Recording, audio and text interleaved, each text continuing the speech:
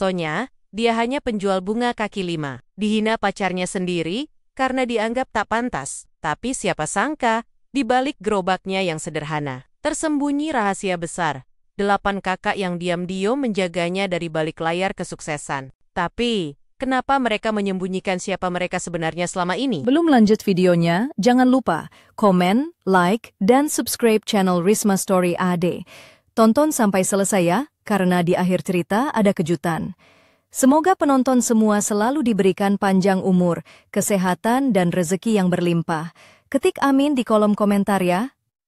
Langit pagi itu diselimuti awan kelabu. Matahari masih malu-malu menampakkan dirinya. Di ujung gang sempit yang bersambung ke jalan raya besar, berdirilah sebuah gerobak kayu kecil berhiaskan bunga warna-warni, mawar, melati, krisan, hingga anggrek, mango. Payung tua berwarna biru muda meneduhkan gerobak itu dari sengatan matahari. Dan di depannya terpampang papan sederhana bertuliskan, Bunga Sonya, indah, segar, dari hati. Sonya, gadis 22 tahun, berdiri di balik gerobak itu. Rambutnya diikat rapi ke belakang, wajahnya bersih tanpa riasan, dan senyum tak pernah absen dari bibirnya. Tangannya sigap menata bunga, membungkus pesanan, dan menyapa pelanggan dengan keramahan yang tulus. Pagi, Miss, mawarnya masih baru. Baru saya ambil subuh tadi di pasar, katanya riang. Pelanggan langganan yang sudah seperti tante sendiri baginya. Tersenyum hangat. Pagi, Sonya sayang, kamu tuh selalu bikin Pagi, Ibu Adam. Mawarnya seperti biasa ya, 1 ikat. Sonya mengangguk. Lalu dengan hati-hati mengambil bunga yang dimaksud. Membungkusnya dengan kertas coklat daur ulang dan mengikatnya dengan pita merah muda. Ia tahu, setiap bunga bukan sekadar dagangan, tapi juga pengantar perasaan entah kasih, sayang, duka, atau sekadar ucapan selamat. Sekitar pukul 11 siang, jalanan mulai ramai. Trotoar tempat gerobak Sonya berdiri, sesekali dilalui pejalan kaki yang tergesa-gesa. Beberapa berhenti untuk melihat bunga. Ada yang hanya menatap lalu pergi. Sonya tidak pernah memaksa. Ia percaya setiap orang punya waktunya sendiri untuk membutuhkan bunga. Dan mungkin juga kebaikan kecil, tepat saat ia sedang mengikat buket mawar putih. Ponselnya bergetar. Sebastian, wajah Sonya langsung berubah cerah. Ia membersihkan tangannya dengan tisu, lalu mengangkat telepon. Sayang, ucapnya pelan. Kamu, udah makan siang? Sebastian menjawab cepat, agak ketus. Belum, aku lagi sibuk, tapi nanti malam ada ulang tahun temanku di Hotel Grand Delano. Aku mau kamu ikut. Sonya terdiam sejenak. Bingung. Aku? Ulangnya pelan. Takut salah. Dengar. Iya, tapi please ya, kamu dandan yang rapi. Jangan pakai baju jualan bunga. Aku nggak mau tuh mentimenku lihat kamu kayak gitu. Senyum Sonya perlahan mengendur. Aku pakai gamis biru yang biasa itu ya, yang waktu kita ke taman? Aku nggak tahu, asal jangan bikin malu aku. Jawab Sebastian cepat, lalu telepon terputus. Sonya menatap layar ponselnya dengan sunyi. Tak ada getaran di wajahnya. Senyum masih tersisa, tapi tipis. Seperti kelopak mawar yang layu karena terlalu lama terkena panas. Malam harinya, Sonya berdiri di depan cermin kecil di kontrakannya yang sederhana. Ia mengenakan gamis biru lembut yang dibelikan mendiang ibunya. Sederhana, tapi bersih dan wangi. Tangannya bergetar saat menyematkan jepit rambut kecil berbentuk bunga di samping kepala. Cantik kan, Bu? Bisiknya pada foto tua ibunya yang tergantung di dinding. Sebelum keluar, ia membuka laci kecil yang ada di bawah kasurnya. Di sana, ada beberapa lembar kertas usang yang dilipat rapi. Surat-surat tanpa nama pengirim selalu muncul saat hatinya. Nairis Pada, isinya selalu sama. Penguatan, dukungan, dan kadang uang. Sonya tidak pernah tahu dari siapa surat itu datang. Tapi ia selalu merasa seolah ia tak pernah banner-banner sendiri. Ballroom Hotel Grand Delano berkilauan malam itu. Lampu kristal menggantung indah di langit-langit. Musik klasik bergema pelan, mengiringi tawa para tamu yang bergaun mewah dan bersetelan jas mahal. Sonya berdiri kikuk di depan pintu masuk. Jemarinya saling menggenggam, langkah kakinya ragu. Saat Sebastian melihatnya dari kejauhan, ekspresinya berubah. Kamu pakai itu? Tanya Sebastian cepat, nyaris membentak. Kenapa nggak cari baju yang lebih modern? Sonya menunduk. Ini yang paling bagus aku punya. Salah satu teman Sebastian mendekat. Perempuan berambut panjang dan rok mini, sambil membawa segelas wine, Sebastian, ini pacarmu? Aduh, kayak mbak-mbak penjual bunga yang biasa mangkal. Di perempitan lucu juga kamu sekarang. Tawa meledak di sekitar mereka. Sonya menelan ludah. Ia tidak tahu harus berbuat apa. Sebastian tak bicara apapun. Ia hanya menarik tangan Sonya pelan, menyuruhnya duduk di pojok, jauh dari keramaian. Duduk aja di sini, jangan terlalu kelihatan. Aku harus jaga image, katanya pelan, tapi menusuk. Sonya diam. Matanya menatap langit-langit. Hatinya kosong. Ia tidak tahu apakah yang ia rasakan ini luka, marah, atau hanya mati rasa. Tapi yang jelas, senyum yang biasa menghiasi wajahnya tak muncul malam itu. Dari sudut ballroom, seorang pria berjas abu-abu memperhatikan. Wajahnya tenang, matanya tajam. Ia berdiri seperti bayangan. Tak ingin terlihat, tapi menyimpan sesuatu yang lebih besar dari sekadar rasa kasihan. Malam makin larut. Setelah pesta selesai, Sebastian pergi tanpa menoleh. Sonya berjalan sendiri di trotoar panjang, menyusuri jalan. Ibu kota yang terang tapi terasa gelap baginya. Sepatunya lecet, tangannya dingin, tapi matanya tetap menatap ke depan. Sesampainya di kontrakan, ia langsung merebahkan diri di kasur. Tidak menangis, hanya diam, hening, sunyi, sampai pagi menjelang. Dan matahari mulai naik dari ufuk timur. Sonya bangun dan menemukan sepucuk surat di bawah bantalnya, dengan tulisan tangan yang lembut. Kalimat itu menyambutnya.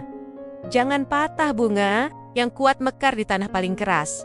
Kami selalu menjagamu. Kami percaya kamu akan bertahan dan bersinar. Pagi menyusul dengan lambat, seperti enggan membangunkan luka yang belum sempat kering. Sonya duduk bersandar di dinding kontrakannya, memeluk lututnya sendiri. Surat tanpa nama di genggaman tangannya kini sedikit kusut, tapi tulisan di atas kertas coklat muda itu tetap jelas, seolah memang ditulis untuk hari di mana ia nyaris menyerah. Kami percaya kamu akan bertahan dan bersinar. Sonya napas panjang, pandangannya mengarah ke tumpukan bunga segar yang ia ambil dari pasar rawa bilong dini hari tadi. Tangannya tergerak secara otomatis memetik daun yang mulai layu, membetulkan susunan mawar, dan menyemprotkan air agar segar kembali. Entah kenapa, ketika ia menyentuh bunga-bunga itu, hatinya ikut tenang. Sekitar pukul 7 pagi, ia sudah kembali mendorong gerobaknya menuju tempat biasa. Trotoar dekat pertigaan jalan besar menjadi panggung perjuangannya setiap hari. Di sana ia tak hanya menjual bunga, ia juga menjual harapan, kasih sayang, dan keikhlasan yang jarang ditemukan. Di tempat lain, pagi Sonya, suara Bang Aji, satpam gedung seberang jalan, memecah suasana. Pria itu menghampiri gerobak sambil tersenyum. Pagi Bang, balas Sonya ramah. Melati putihnya masih ada. Nih, buat meja resepsionis. Bang Aji mengangguk. Iya, anak baru. Di atas tuh katanya seneng sama bunga. Biar adem katanya. Senyum Sonya mengembang. Ia membungkus satu buket kecil melati putih dengan plastik bening sederhana. Saat Bang Aji pergi, Sonya memperhatikan seorang pria berjas berdiri di depan kafe kecil seberang jalan. Ia tampak menelepon, tapi sesekali melirik ke arahnya. Sonya menunduk, mungkin hanya kebetulan.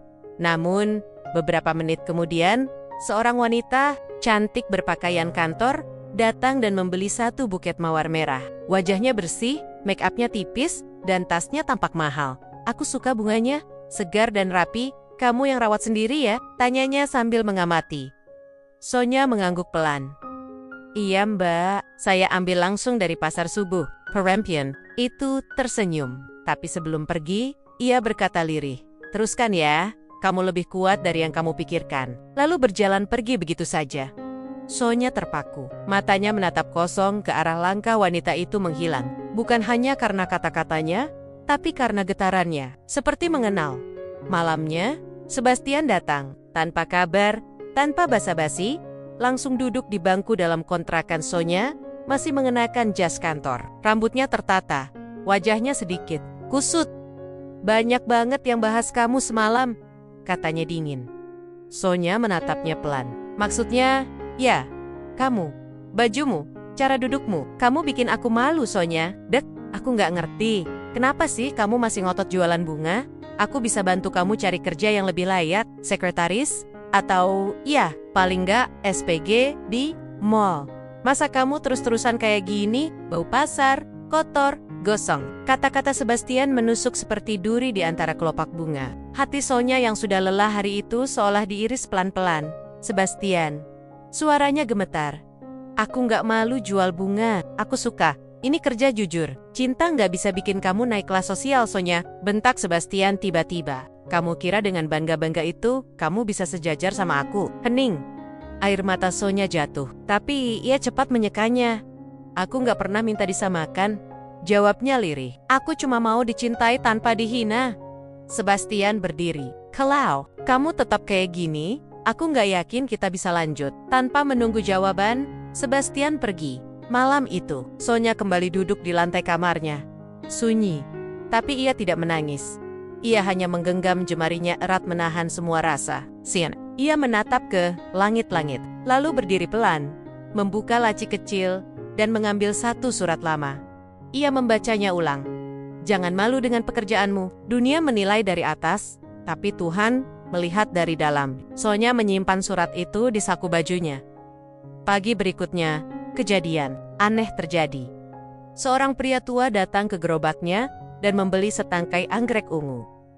Ia tidak banyak bicara, tapi saat membayar, ia menyerahkan uang lebih banyak dari harga normal. Pak, ini kelebihan, ucap Sonya sambil menyodorkan kembali uangnya. Pria itu hanya tersenyum dan berkata, jadikan modal menanam anggrek sendiri, biar kamu nggak tergantung pasar terus. Sonya terdiam. Kenapa, nak? Takut mimpi terlalu tinggi? Sonya menggeleng pelan, tapi dadanya mulai hangat. Ada orang-orang di luar sana yang memperhatikan kamu, Sonya. Diam-diam, mungkin kamu nggak kenal mereka, tapi mereka ada. Pria itu pergi. Sonya berdiri membatu di depan gerobaknya. Untuk pertama kalinya, ia merasa seperti dilihat. Dilindungi, tapi oleh siapa? Hari-hari berikutnya, satu persatu orang asing mulai datang, membeli bunga dengan harga jauh lebih tinggi, memberikan saran, bahkan sempat memotret gerobaknya dan bilang akan bantu promosikan di media sosial. Sonya bingung semua, terasa terlalu tiba-tiba. Namun yang ia tahu pasti, ada hal besar yang sedang bergerak di belakangnya. Di tengah-tengah pusaran itu, yang tidak ia tahu, dari dalam gedung kaca tinggi di pusat kota, 8 orang sedang duduk mengelilingi meja rapat mewah. Di layar besar terpampang foto Sonya dan gerobak bunganya. Seorang pria muda di ujung meja berkata tegas, "Sudah cukup, kita diam selama ini bukan untuk melihat dia diinjak. Kita mulai gerakan rencana cadangan." Yang lain mengangguk. Beberapa menatap foto itu dengan mata yang basah. Hari itu, langit Seoul diselimuti mendung tipis. Meski belum hujan, udara dingin musim semi sudah mulai menusuk kulit. Bunga-bunga sakura mulai bermekaran di jalanan utama, menyemarakan kota yang selalu bergerak cepat. Namun di sudut distrik Mapo, sebuah gerobak bunga sederhana berdiri di tepi jalan. Di antara herek pikok orang kantoran dan pejalan kaki, gerobak itu milik Sonya, gadis asal Indonesia yang sudah tinggal di Korea Selatan selama 2 tahun. Di atas gerobaknya tertata rapi mawar, tulip, baby's breath, hingga bunga-bunga lokal seperti mugunghwa yang menjadi simbol nasional. Annyeonghaseyo, Sonya si, mawar putihnya segar hari ini. Sapa salah satu langganan tetap seorang wanita paruh baya berseragam kantor. Sonya membungkuk sopan dan menjawab dalam bahasa Korea yang cukup fasih. Nai, Ajuma, baru saya ambil pagi tadi dari pasar Yangjae. Setelah pelanggan itu pergi, Sonya duduk sebentar di kursi plastik kecilnya. Udara masih dingin, tapi tangannya tetap hangat karena sibuk membungkus bunga sejak pagi. Ponselnya tiba-tiba bergetar. Sebastian, kamu sibuk malam ini? Temanku putra dari cabel terbesar di Gangnam, ulang tahun, aku mau kamu ikut. Sonya mengerutkan alisnya. Harus banget aku ikut, Opa. Aku nggak punya baju yang cocok. Balasan Sebastian masuk cepat. Harus. Jangan bikin aku malu. Pakai apa kek? Yang nggak kelihatan murah. Aku jemput jam 6, jangan telat. Sonya menatap pesan itu lama. Gentleman berdegup pelan, tapi keras. Ia tahu, dia akan memasuki dunia yang tak pernah dirancang untuknya. Setelah pulang dan menutup gerobaknya, Sonya berdiri di depan cermin kecil dalam kamarnya. Kamar kontrakan itu hanya berisi kasur tipis di lantai, rak kayu yang menampung beberapa buku bahasa Korea dan bunga plastik buatan tangan, serta foto ibunya yang selalu ia letakkan di dinding. Gamis biru muda yang selalu ia simpan dengan hati-hati. Kini, ia keluarkan. Baju itu pernah ia kenakan saat acara budaya Indonesia di kedutaan. Sederhana, tapi wangi dan rapi. Ia menyisir rambutnya pelan, mengikatnya ke samping, lalu memakai jepit bunga mungil. Sebelum keluar, ia melihat ke bawah bantal. Ada secari kertas baru, lagi. Tanpa suara, tanpa jejak. Keindahan tidak berasal dari gaun mahal tapi dari Hoti, yang tidak takut berbeda. Seseorang. Sonya menahan napasnya sejenak, lalu melangkah keluar dengan keyakinan setipis benang, tapi masih utuh. Sebastian menjemputnya dengan mobil sport warna hitam mengilap. Di kursi belakang ada dua orang temannya, seorang wanita Korea dengan kulit putih pucat dan rambut panjang bergelombang, serta pria jangkung bermata tajam yang sibuk dengan ponsel. Begitu Sonya masuk, suasana langsung berubah. "Ini pacarmu?" "Sip," tanya si wanita dengan nada yang nyaris seperti mencibir. Jawab Sebastian singkat. "Lucu ya, pakai baju kayak drama-drama zaman dulu," sambung si pria sambil menahan tawa. Sonya menunduk, menggenggam tangannya sendiri, tapi ia tidak berkata apapun. Mobil melaju ke arah Gangnam, menuju gedung mewah berlantai 8, yang tampak seperti hotel tapi sebenarnya adalah rumah pribadi milik keluarga Han, konglomerat properti terkenal di Korea Selatan. Ballroom rumah itu penuh dengan tamu-tamu muda, dari keluarga cabel, artis, model, dan influencer. Musik elektronik berdentum, minuman beredar bebas, dan kamera selalu mengarah pada siapapun yang tampil menarik. Sonya berdiri terpaku di pintu masuk. Lampu kristal di lenggit-lenggit berkilau, seperti berlian. Para tamu mengenakan gaun mahal, setelan, jas Italia, dan sepatu yang mengkilap. Sonya merasa seperti semut di tengah barisan angsa. Sebastian menarik tangannya. "Aku titip kamu sebentar, aku harus ngobrol sama Hansi," katanya datar, lalu meninggalkannya sendiri.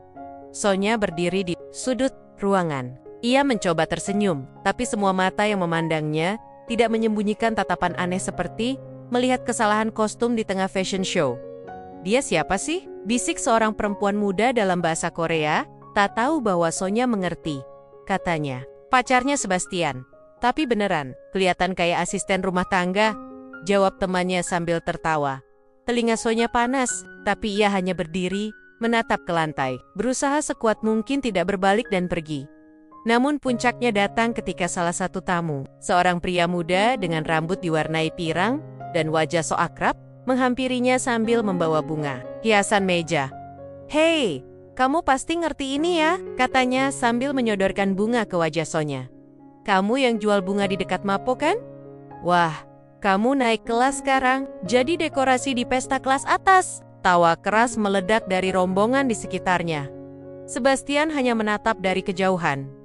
Tidak mendekat, tidak membela, tidak bicara. Sonya menunduk. Namun saat ia berbalik hendak pergi, tiba-tiba terdengar suara berat dari arah balkon.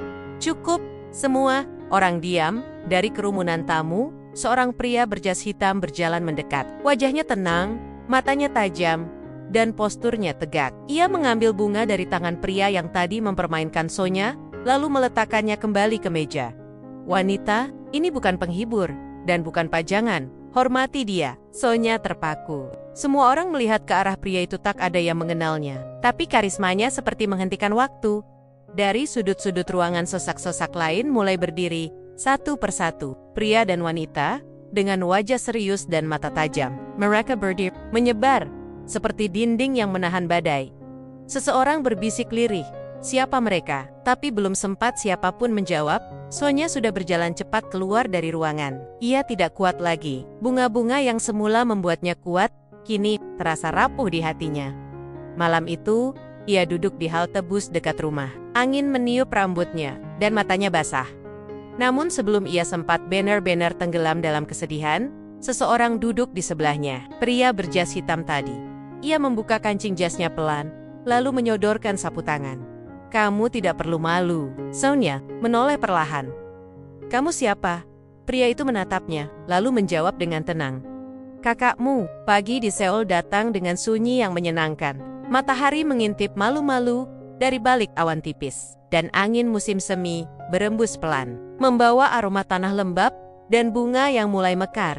Di persimpangan kecil dekat distrik Mapo, seperti biasa, Sonya mendorong gerobak bunganya ke tempat biasa. Gerobak itu tampak semakin hidup akhir-akhir ini. Bunga-bunga yang ia tata dengan hati-hati menyebarkan warna di antara beton dan aspal kota yang dingin. Namun, tidak seperti biasanya, Hari itu Sonya menyimpan kegelisahan yang menyesak. Pesta semalam masih tertanam kuat dalam pikirannya. Bukan hanya karena penghinaan atau tatapan meremehkan yang menusak-nusak hatinya, tapi karena sosok pria asing yang tiba-tiba mengaku sebagai kakaknya. "Aku, kakakmu," ucap pria itu dengan suara tenang, menyodorkan sapu tangan seperti sahabat lama. Kalimat itu mengiang semalaman di kepalanya. Ia bahkan tidak tahu harus merasa apa, kaget, bingung, atau mungkin hanya lelah. Gerobak bunganya sudah berdiri seperti biasa. Beberapa pelanggan mulai datang satu persatu. Senyuman masih tersungging di bibir Sonya, tapi tak seterang biasanya. Ia lebih banyak diam, lebih banyak termenung. Seorang wanita muda datang, mengenakan kemeja putih dan celana hitam formal. Wajahnya lembut, dan rambutnya dikuncir kuda. Aik memilih bunga krisan kuning tanpa banyak bicara.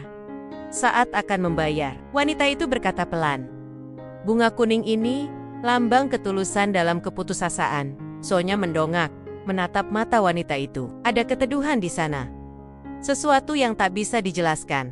"Teruslah berjuang, kamu tidak sendirian," tambah wanita itu sebelum pergi. Sonya menatap punggungnya yang menjauh, jantungnya berdebar.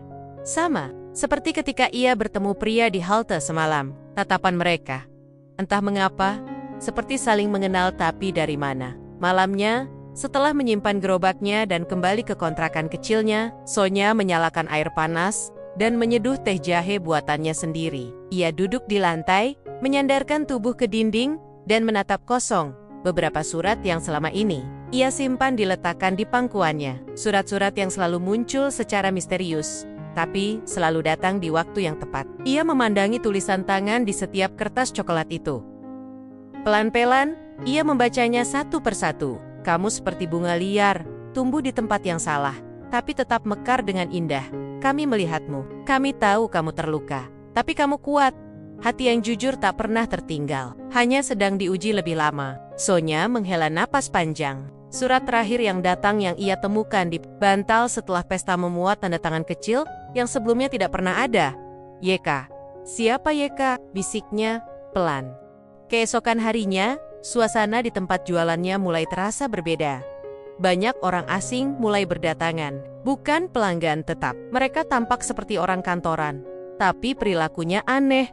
Ada yang hanya berdiri dan menatap gerobaknya, ada yang membeli bunga dengan harga 5 kali lipat, dan ada yang hanya mengucapkan, "Jangan berhenti, Sonya," lalu pergi. Sonya makin bingung. Semuanya terasa seperti skenario. Sampai suatu siang, saat ia sedang menata buket mawar merah, seorang pria muda datang. Wajahnya familiar.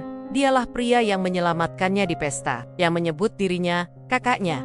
Ia berdiri tepat di depan gerobak, kali ini tanpa jas. Hanya mengenakan jaket hitam dan celana jeans, tapi sikapnya tetap tenang dan tegas. "Boleh ngobrol sebentar?" tanyanya. Sonya menatapnya dalam-dalam, lalu mengangguk pelan. Ia tak lagi punya alasan untuk menolak. Ia ingin tahu segalanya. Mereka duduk di taman kecil tak jauh dari tempat biasa Sonya berjualan.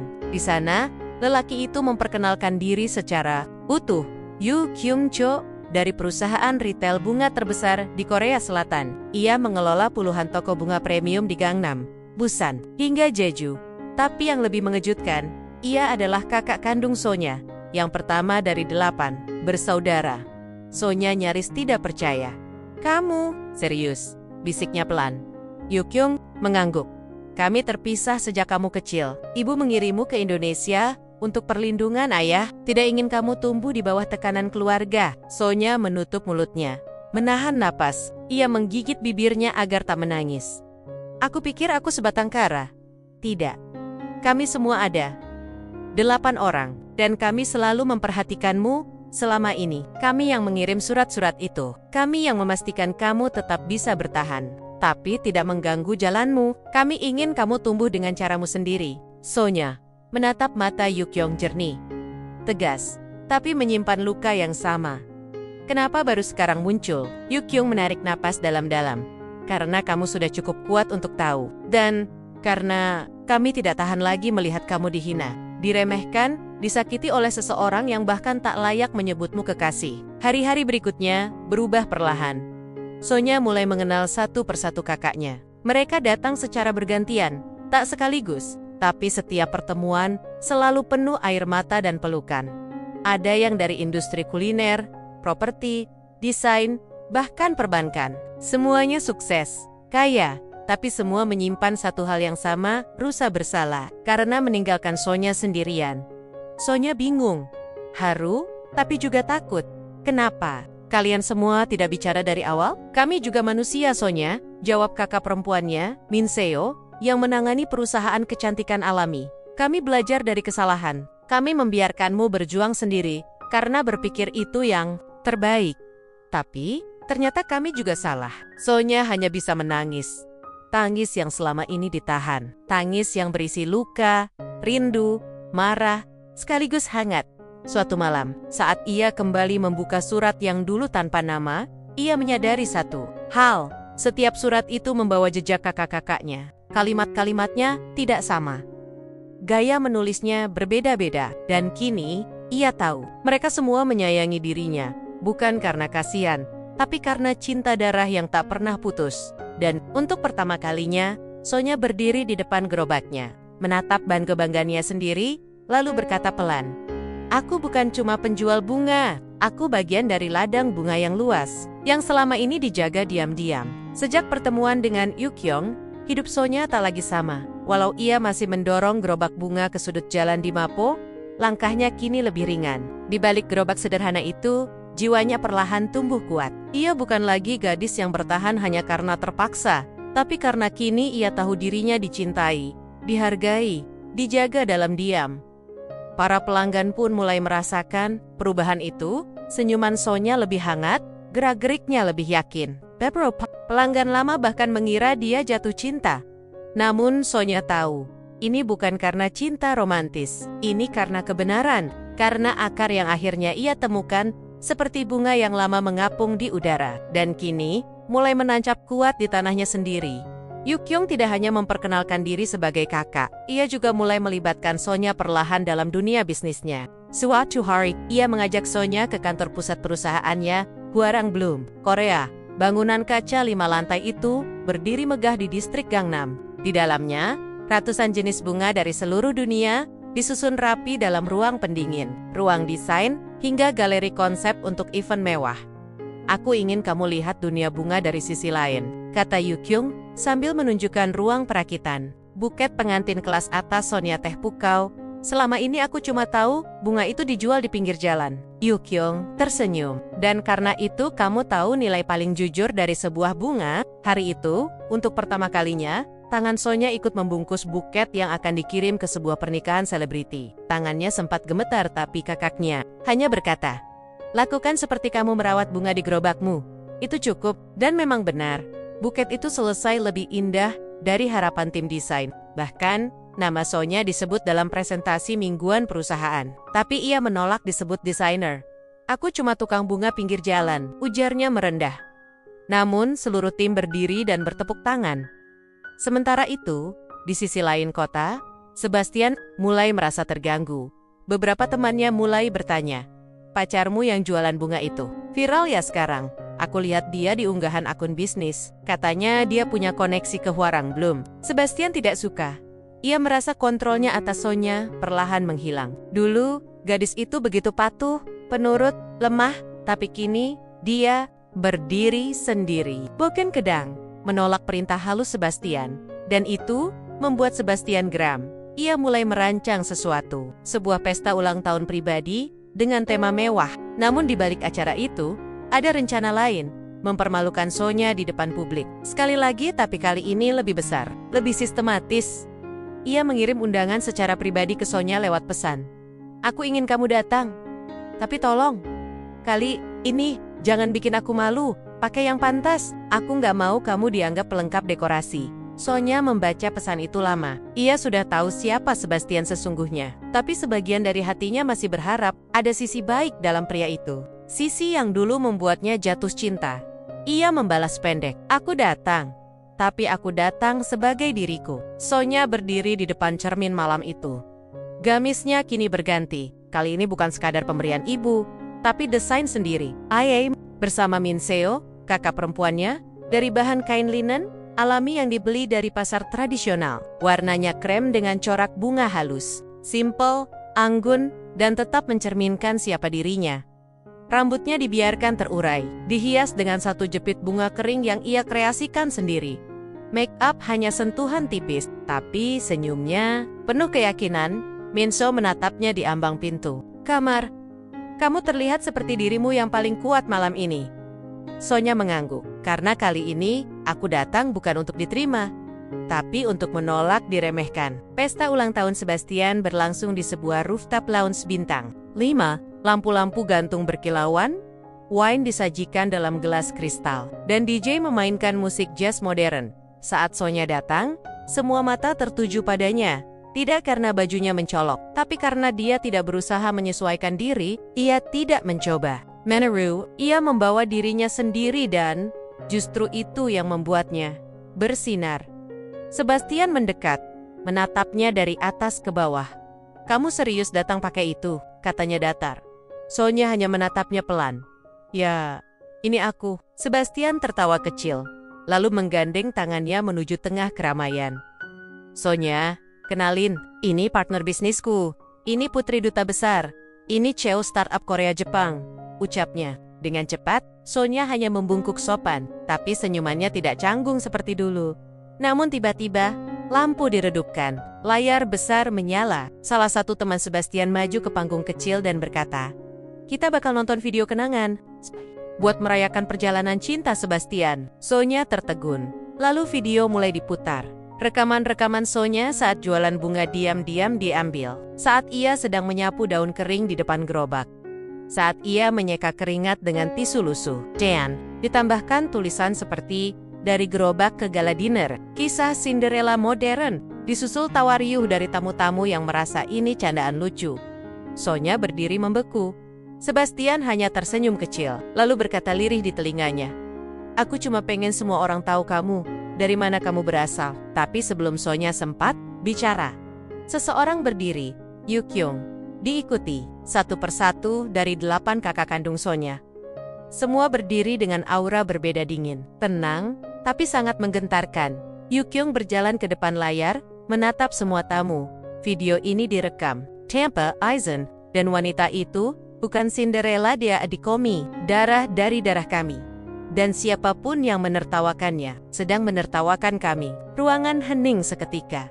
Salah satu tamu berbisik, "Tunggu, mereka keluarga YK Group yang punya Hwarong Bloom Minso dari Nara Beauty, itu kakaknya juga." Wajah Sebastian memucat. Sonya menatapnya tajam. "Aku mungkin dari jalanan," katanya pelan, tapi tegas. Tapi cinta tidak seharusnya membuat orang diinjak. Lalu ia berjalan pergi, diikuti satu persatu kakaknya. Tinggallah Sebastian yang berdiri sendiri di tengah pesta yang kini berubah senyap. Malam itu, Sonya berdiri di atas atap gedung apartemen Yu Kyung. Angin musim semi berembus lembut. Di tangannya, ada satu buket kecil bunga liar yang ia petik sendiri siang tadi.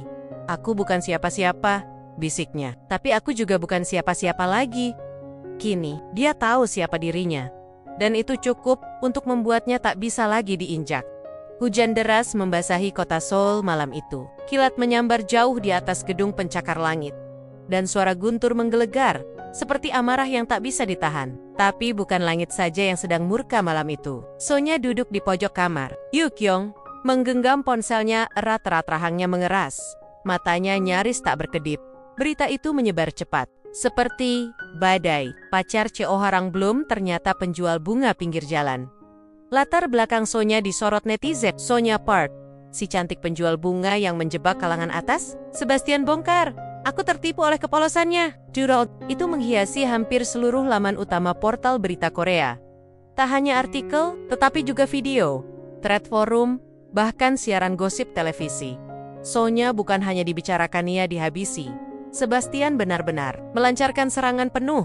Ia tak terima dipermalukan di hadapan kolega bisnisnya saat pesta. Maka dengan kekuatan uang dan koneksi medianya, ia menyewa jurnalis bayaran untuk membalikkan cerita. Dalam narasi yang ia buat, Sonya bukan gadis jujur, melainkan wanita manipulatif yang menyembunyikan identitas. Mengaku-ngaku sebagai adik CEO besar dan memanfaatkan wajah polosnya untuk mendaki status sosial.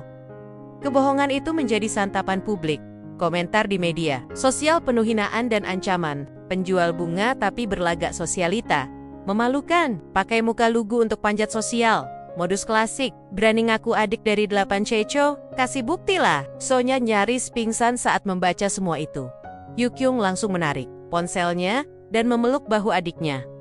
Cukup, jangan baca lagi, itu bukan kamu. Sonya memejamkan mata. Tubuhnya gemetar, tapi bukan hanya karena takut, melainkan karena sakit hati. Lebih dari semua hinaan, yang paling menyakitkan adalah Sebastian lah dalangnya. Pria yang dulu ia cintai, pria yang dulu ia percaya. Beberapa jam kemudian, suasana di ruang rapat utama Hwarang Bloom berubah panas. 8 kakak Sonya berkumpul. Ini pertama kalinya mereka semua duduk satu meja tanpa basa-basi. Yukyung membuka rapat dengan tenang, tapi penuh tekanan. Kita tidak bisa diam lagi. Media menunggu pernyataan. Investor mulai bertanya-tanya, tambah Minso dengan wajah tegang. Bahkan salah satu kontrak pernikahan besar kita dibatalkan karena klien merasa reputasi kita tidak bersih. Kalau kita balas secara frontal, kita masuk ke permainan mereka, ujar Hyun-woo, kakak ketiga yang merupakan konsultan hukum internasional. Mereka ingin kita terpancing, dan mereka tahu kita punya nama besar yang bisa dihancurkan. Sip, terdiam. Lalu satu suara lirih terdengar dari sudut ruangan. Sonya, aku mau bicara. Mata 8 kakaknya menoleh ke arahnya. Sonya berdiri, walau tubuhnya masih bergetar. Selama ini, kalian diam dan melindungi aku dalam senyap. Aku berkasih. Tapi kali ini, izinkan aku berdiri, bukan sebagai adik dari kalian, tapi sebagai aku. Sebastian menyerangku bukan karena aku lemah, tapi karena aku sudah kuat. Sonya menatap satu persatu kakaknya. Aku tidak ingin sembunyi. Tidak. Sore harinya, Sonya duduk di taman kecil dekat gerobaknya. Wartawan mulai berkeliaran. Beberapa memotretnya diam-diam dari jauh. Tapi kali ini, dia tidak lari. Ia duduk tenang sambil menyusun bunga barunya. Buket perlawanan, mawar merah untuk keberanian, anggrek ungu untuk martabat, dan baby's breath, si kecil mungil untuk pengingat bahwa keindahan tetap hidup, meski dunia mengabaikannya. Tak lama kemudian, datang seorang wanita muda, mengenakan masker dan topi. Ia duduk di samping Sonya tanpa bicara, lalu berkata lirih, "Aku lihat kamu di berita. Aku datang bukan buat menghina, aku dulu juga korban seperti kamu. Aku hanya ingin bilang, kamu tidak sendirian." Sonya menoleh, wajahnya sendu, tapi senyumnya lembut. "Terima kasih, kamu tidak tahu betapa berharganya itu." Malam itu, 8 kakak Sonya mulai bergerak. Min Seo mengatur rilis resmi dari Nara Beauty. Kami dengan tegas menyatakan bahwa Sonya Park adalah adik kandung kami. Dia bukan wanita rendahan, dia pekerja keras, tulus, dan membawa nilai-nilai yang menjadi dasar kesuksesan kami selama ini. Yukyung merilis kampanye besar-besaran bertajuk Bloom with Sonya. Setiap bunga punya akarnya sendiri, bukan hanya klarifikasi, tapi gerakan. Seluruh cabang Hwarang Bloom di Korea mulai memajang foto Sonya di poster utama. Di dalamnya tertulis, dia bukan penjual bunga biasa, dia adalah jiwa di balik kecantikan yang kalian lihat hari ini. Salah satu toko bahkan membuat replika gerobak bunga Sonya dan menaruhnya di etalase utama sebagai bentuk penghormatan kabar. Berbalik cepat, media mulai meliput sisi lain kisah Sonya. Artikel bermunculan. Di balik gerobak, perjalanan Sonya, si penjual bunga yang ternyata adik 8 konglomerat. Netizen berbalik dukung Sonya. Kami salah menilai, bahkan akun-akun selebriti mulai ikut angkat suara, mendukung Sonya secara terbuka. Sebastian? Ia tidak tinggal diam. Dalam siaran langsung di akun media sosialnya, ia mencoba menyelamatkan citra. "Saya hanya ingin kejujuran. Saya tidak tahu kalau dia punya latar belakang sebesar itu. Saya merasa dibohongi." Sayangnya bagi Sebastian, netizen sudah lelah dengan topeng. Kolom komentarnya dibanjiri kritik.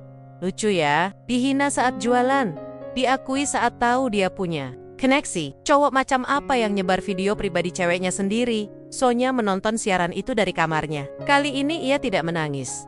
Ia hanya menghela napas panjang.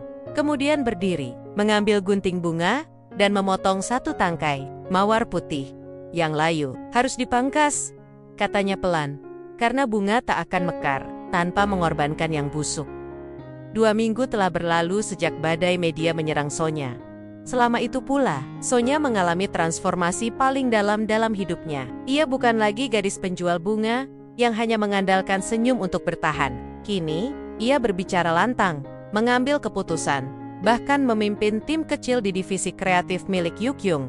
Namun, seperti bunga yang tumbuh makin tinggi angin, yang datang pun makin kencang, dan angin itu datang dari Sebastian suatu malam. Ketika rapat mingguan berlangsung di kantor pusat Hwarangbloom, Min Seo masuk dengan wajah cemas.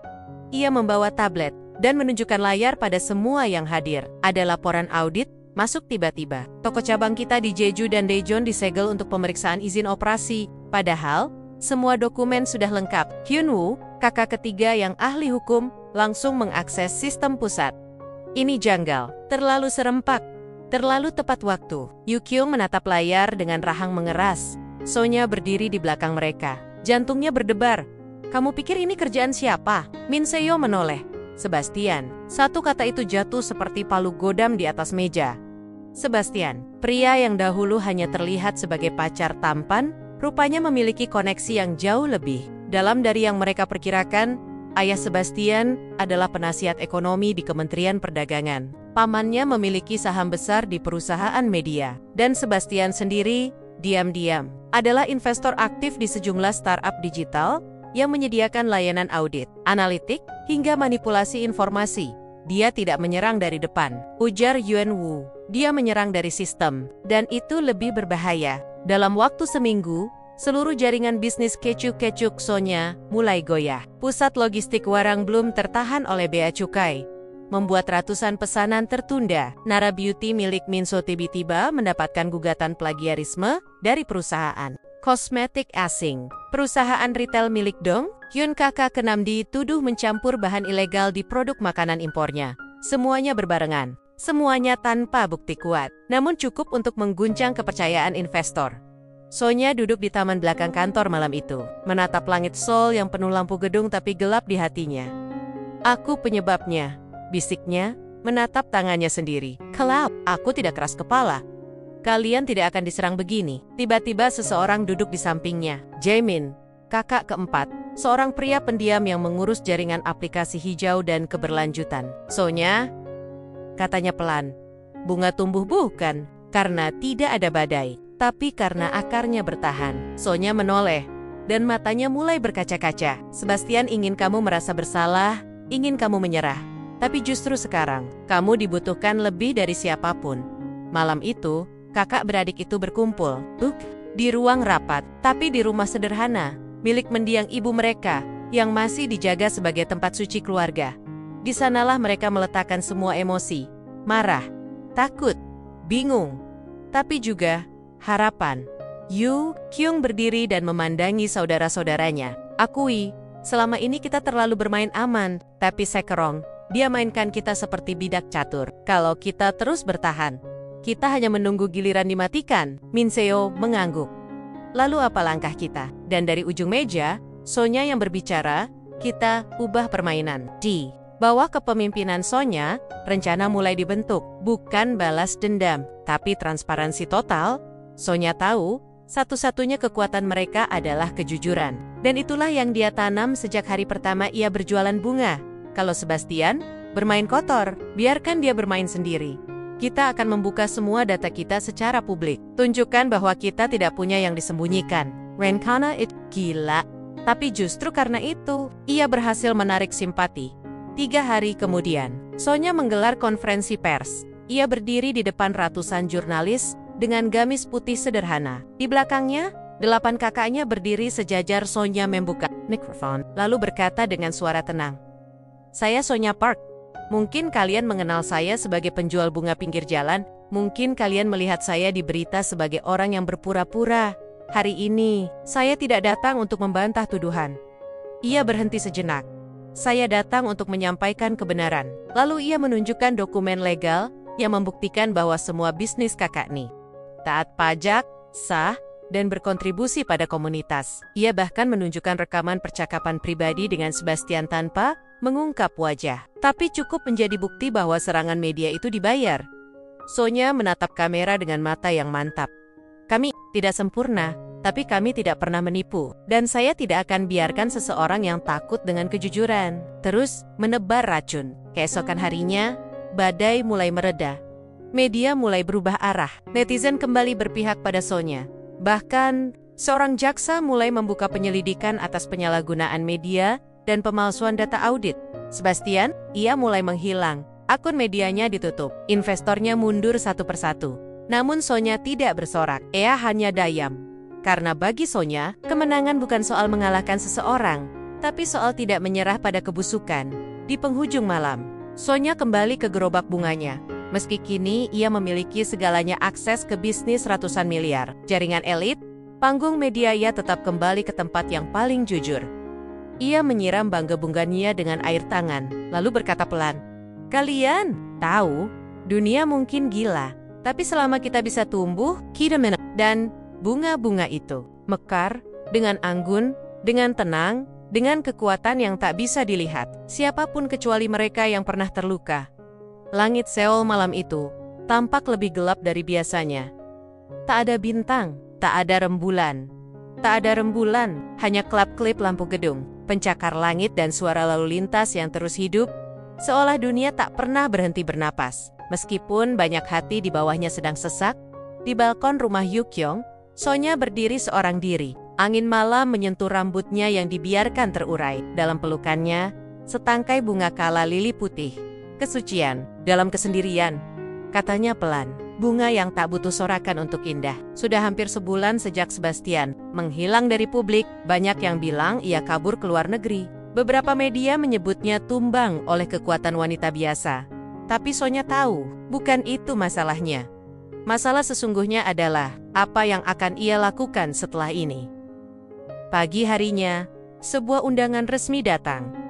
Bukan sekadar undangan biasa, tapi penawaran dari salah satu konglomerat terbesar di Asia, Daesan Group. Mereka tertarik menjadikan Sonya sebagai brand ambasador sekaligus direktur kreatif untuk unit gaya hidup mereka. Dalam kontrak yang diajukan, ditulis angka yang tak pernah ia bayangkan akan ditujukan padanya. 6 miliar won untuk 2 tahun pertama. Sonya menatap dokumen itu lama, jantungnya berdetak tak karuan. Yukyong masuk ke ruang tamu dan langsung membaca ekspresi adiknya. Mereka mencium kekuatanmu, bukan sekadar citra, tapi hati yang tidak bisa dibeli. Sonya menoleh. Apa aku harus terima? Yukyong menghela napas. Itu hidupmu, Sonya. Tapi ingat, mereka mengangkatmu untuk alasan yang sama seperti mereka bisa menjatuhkanmu. Untuk kepentingan mereka sendiri. Hari-hari berikutnya terasa seperti kabut.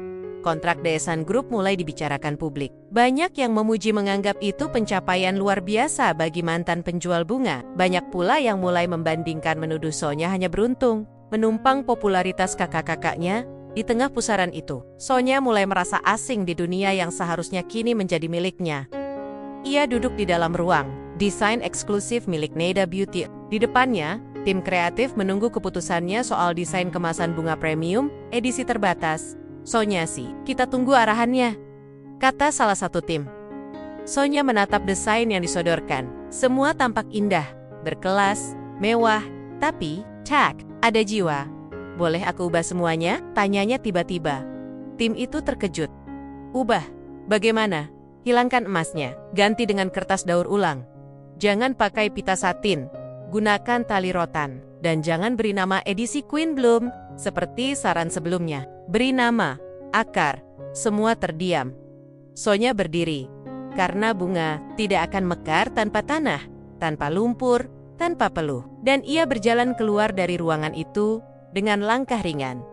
Seperti seseorang yang baru saja memutuskan sesuatu yang penting. 3 hari kemudian, di sebuah kafe kecil tempat dulu ia biasa menulis puisi di selembar tisu bekas, Sonya bertemu Direktur Utama Daesan Group, pria tua berambut perak bernama Chairman Oh Jin Sok.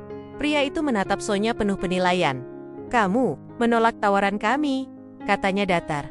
Sonya mengangguk. "Saya tahu ini bisa mengubah hidup saya, tapi hidup saya bukan soal angka, Tuan Oh. Hidup saya adalah soal siapa yang saya pilih untuk menjadi." Ketika pria itu diam, Sonya melanjutkan. "Jika saya terima, saya mungkin akan memiliki segalanya, mobil, rumah, nama besar, tapi saya akan kehilangan suara saya, karena kalian tidak ingin saya bicara. Kalian ingin saya menjadi simbol, bukan manusia. Ketika Oh Jin Seok berdiri, Sonya bersiap ditinggalkan. Tapi pria itu justru menepuk pundaknya. Pertama kali dalam 20 tahun saya mendengar orang menolak dengan alasan jujur. Semoga kamu tetap seperti ini, bahkan ketika dunia memintamu berubah. Dan pria itu pergi, meninggalkan Sonya dengan teh yang kini terasa lebih hangat dari biasanya. Sementara itu, Sebastian kembali, tidak di layar media, tapi diam-diam, lewat utusan hukumnya. Ia mengajukan gugatan balik, pencemaran nama baik, penyebaran rekaman pribadi, dan kerugian reputasi yang disebut bernilai miliaran won. Seluruh kantor hukum milik Hyunwoo dikejutkan oleh langkah ini. Dia ingin kita terpancing lagi, namun Sonya berkata dengan tenang. Kali ini, biarkan aku yang datang padanya. Di sebuah ruang mediasi resmi, Sebastian duduk dengan setelan mahal dan wajah pura-pura tenang. Tapi tatapannya masih sombong, seolah semua yang terjadi hanya selingan dan ia tetap penguasa narasi. Sonya masuk tanpa makeup, tanpa baju bermerek, hanya dengan blus putih bersih dan celana panjang abu-abu sederhana. Mediator memulai pertemuan dengan aturan standar, tapi Sonya langsung mengangkat tangan. Boleh saya bicara langsung? Sang mediator mengangguk. Sonya menatap Sebastian. Sebastian, kamu bisa terus lari dari kenyataan, bisa terus menuduh, menggugat, bahkan mengarang cerita. Tapi ada satu hal yang tidak bisa kamu rebut dariku. Suasana Henning Kiber untuk tetap hidup setelah kamu hancurkan. Sebastian nyaris tersenyum sinis. Kau pikir kamu menang karena punya 8 kakak? Sonya menggeleng. Aku menang karena aku tetap berdiri meski kamu ingin aku jatuh. Dan satu lagi, aku tidak membenci kamu. Kalimat itu mengejutkan semua orang di ruangan itu. Sonya melanjutkan. Karena jika aku membenci aku akan sama, sepertimu hidup dengan dendam. Dan aku tidak mau seperti itu. Hari itu, Sonya keluar dari ruang mediasi dengan langkah lega. Gugatan Sebastian akhirnya dicabut. Ia pergi tanpa kata, dan bagi Sonya, itu bukan kekalahan, tapi akhir dari babak luka. Di malam yang sama, di hadapan 8 kakaknya, Sonya membuat pengumuman. Aku akan membangun kembali gerobakku. 8 pasang mata memandangnya dengan bingung. Apa maksudmu? Sonya tersenyum. Bukan di jalan, tapi di taman kota. Aku ingin buat sebuah toko kecil, bukan cuma tempat jual bunga, tapi tempat berbagi cerita, tempat orang duduk, mencium harum bunga, dan merasa mereka tidak sendirian. Min Seo menatap adiknya dengan mata berkaca-kaca. Itu, indah. Yu Kyung mengangguk. Itu, kamu. Beberapa bulan kemudian, taman itu dibuka. Dengen nama, sederhana. Gerobak Sonya tempat bunga tumbuh. Dan hati pulang, bukan tempat megah. Tapi setiap orang yang datang, merasa seperti pulang ke rumah yang paling jujur. Di sana, Sonya menyapa setiap pengunjung, menulis pesan di selembar kertas untuk diselipkan ke setiap buket, dan sesekali menyiram bunga sendiri, meski kini ia sudah menjadi figur publik dan pemimpin bisnis. Karena baginya, menjadi tinggi bukan berarti melupakan tanah.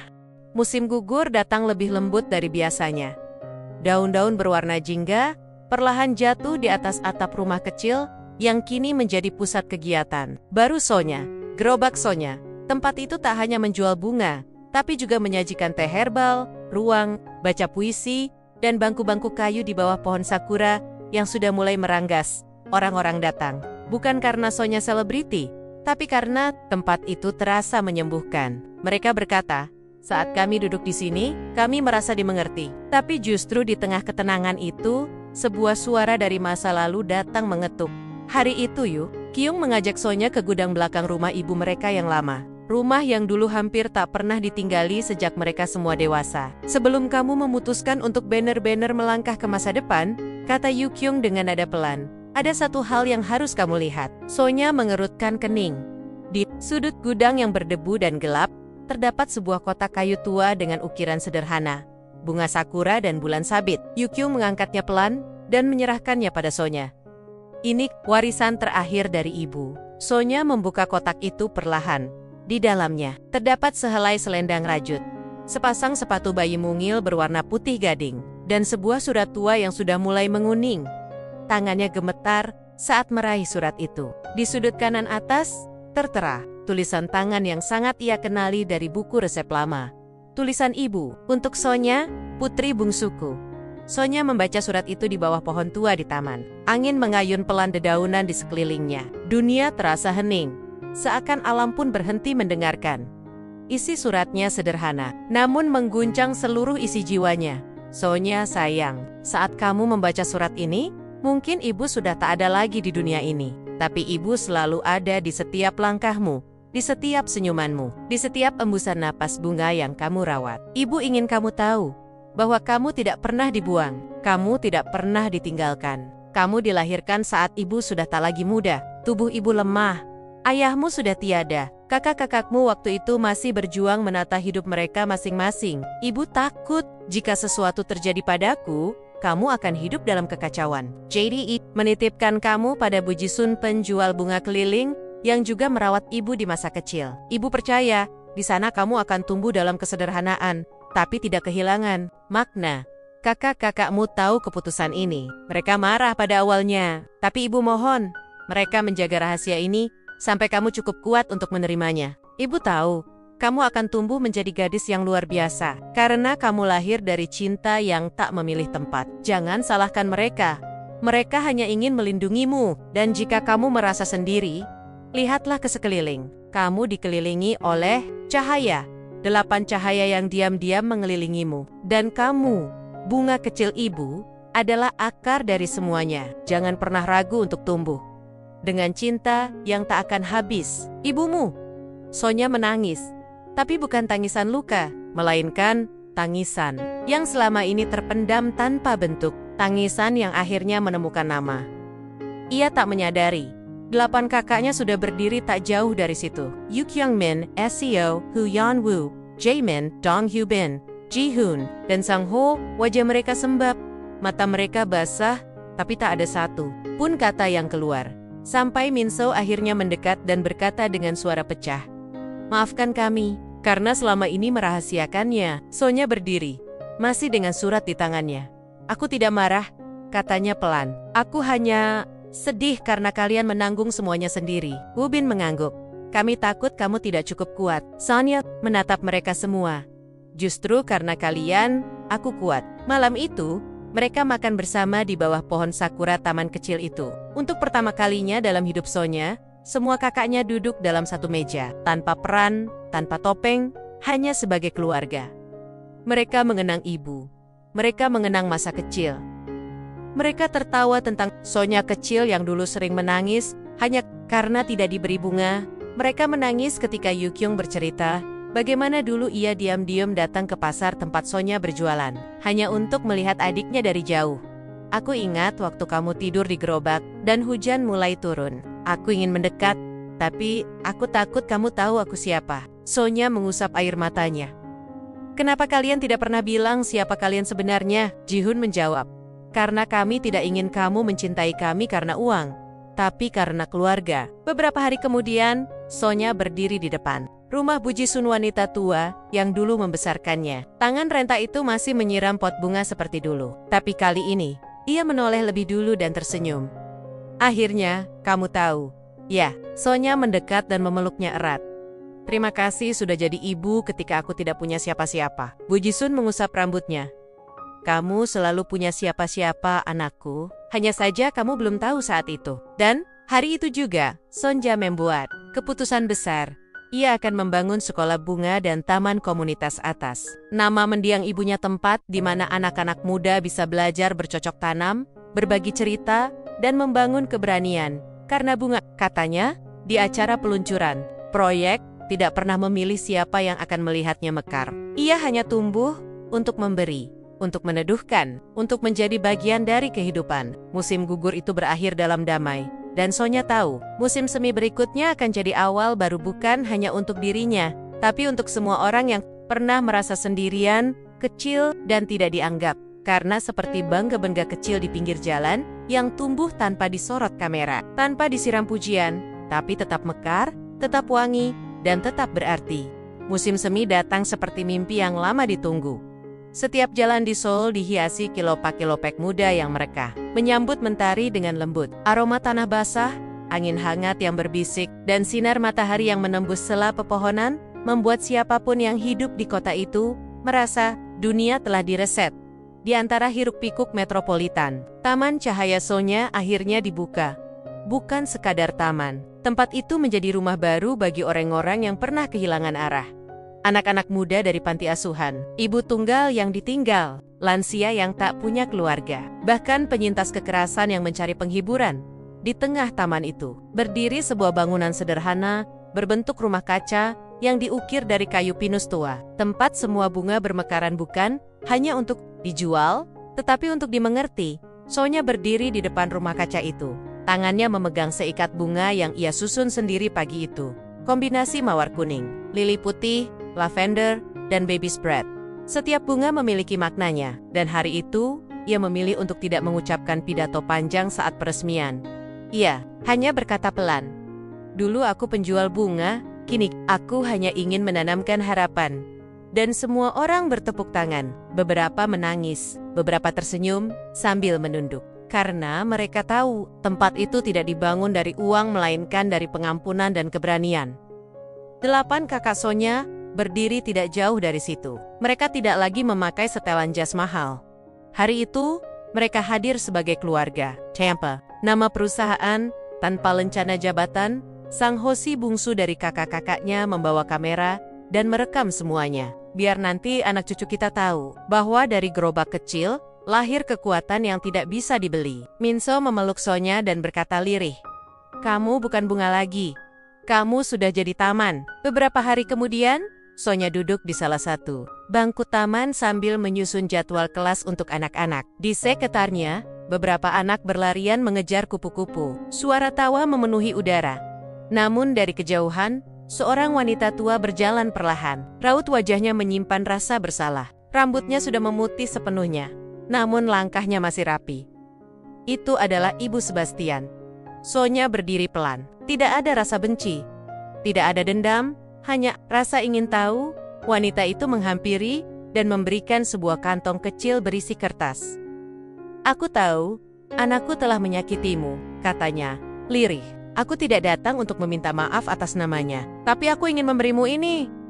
Catatan kecil dari Sebastian. Ia menulisnya sebelum pergi ke luar negeri untuk pengobatan mental. Sonya menerima kantong itu. Ia membukanya nanti malam di rumah. Di dalamnya, sebuah catatan singkat. "Aku mencoba mematahkanmu. Karena aku iri, kamu tidak pernah pura-pura seperti aku. Maafkan aku. Aku tidak layak meminta maaf. Tapi aku ingin kamu tahu, kamu kuat, dan aku berharap kelak, aku bisa menjadi setenang bunga yang kamu rawat." Sonya menutup catatan itu sambil memejamkan mata. Ia tidak menangis, tapi hatinya mengucapkan satu kata. Damai. Hari-hari berlalu. Taman Cahaya Sonya tidak hanya menjadi pusat komunitas, tapi juga gerakan sosial. Media mulai menjuluki Sonya sebagai perempuan akar, simbol kekuatan diam yang mengubah banyak hal. Sonya tidak mengubah gaya hidupnya. Ia tetap bangun pukul 5 pagi, tetap menyiram bunga sendiri, tetap menuliskan pesan-pesan pendek untuk diselipkan di setiap buket. Kamu cukup. Lelah bukan alasan untuk menyerah. Orang yang menyakitimu belum tentu tahu kamu bertahan karena mereka. Pada suatu pagi, Sonya membuka kotak kayu ibunya sekali lagi. Tapi kali ini, bukan untuk mencari jawaban, melainkan untuk memberikan satu tambahan, selembar foto taman itu, dan surat pendek yang ia tulis sendiri. "Ibu, terima kasih karena sudah menanamkan aku di tanah yang sederhana. Aku mungkin tumbuh lambat, penuh luka, dan pernah dipatahkan.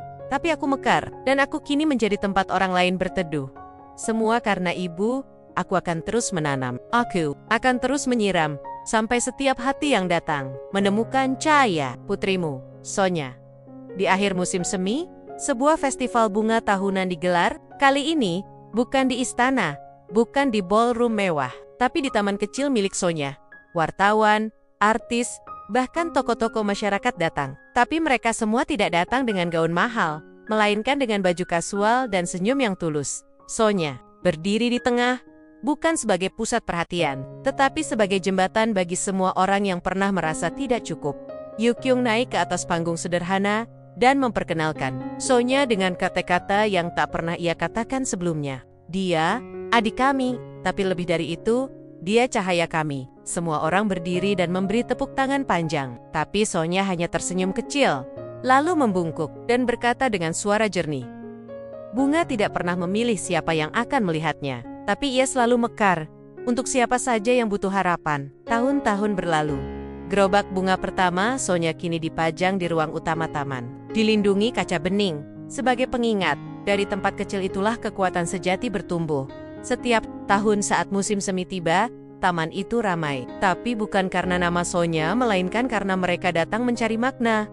Dan Sonya, ia tetap di sana, menyiram bunga, mendengarkan cerita, menjadi taman bagi dunia yang lelah. Karena bagi Sonya, menjadi penting bukan soal seberapa tinggi kamu berdiri, tapi seberapa banyak kamu membiarkan orang lain berteduh di bawah rantingmu.